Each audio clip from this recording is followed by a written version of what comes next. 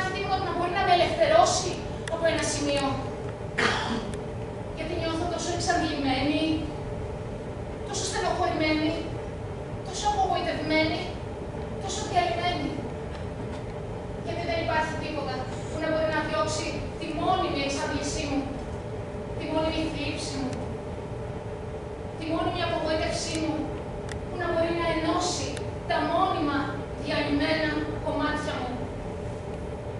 Γιατί νιώθω μονιμότητα σε ό,τι δεν επιθυμώ, ενώ ό,τι επιθυμώ είναι προσωρινό και φευγαλαίο.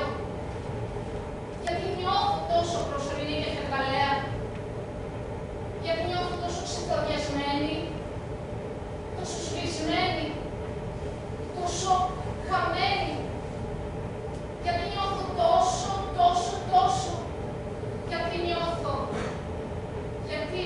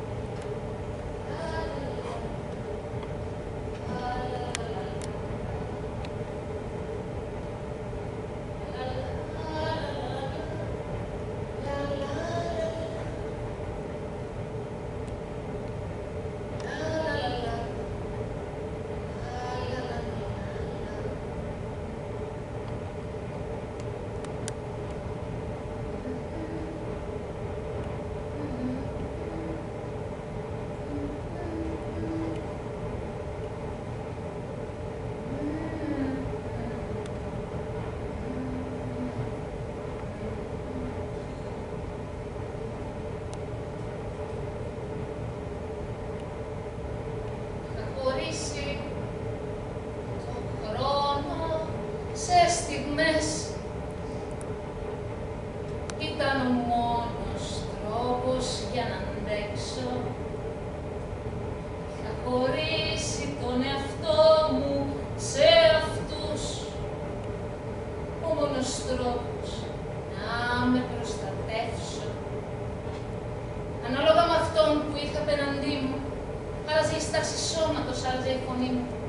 Γίνομαι αυτό που άλλος ήθελε να γίνω, χωρίς να χρειαστεί εγώ να παραμείνω. Είχα χωρίσει την οπτική μου σε οπτικές. Ήταν ο μόνος τρόπος να υπάρξω. Είχα χωρίσει τη ζωή μου σε ζωές.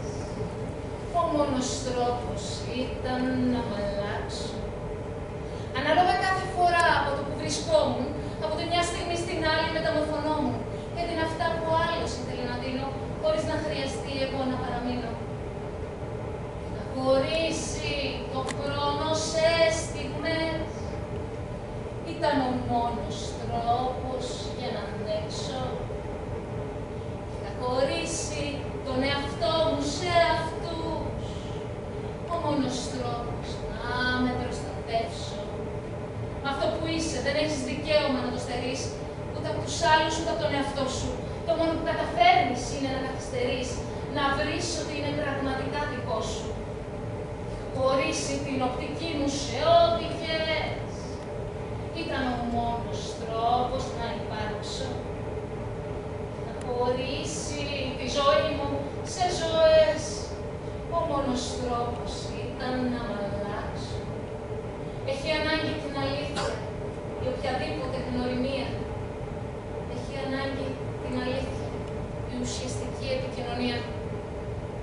Έχω ανάγκη από εμένα. Έχω ανάγκη από εσένα. Κάνω ό,τι χρειαστεί. Θα σβήσω τις εικόνες. Θα σκίσω τη συνήθεια. Θα σπάσω τους κανόνες. Στα δίθεν και στα πρέπει θα κλείσω τα αυτιά μου. Σε σένα και σε μένα θα ανοίξω την καρδιά μου.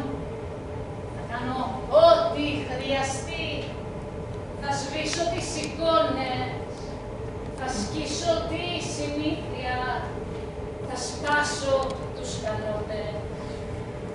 Θα κλείσω τα αυτιά μου στα δίθεν και στα πρέπει. Θα ανοίξω την καρδιά μου σε όποιον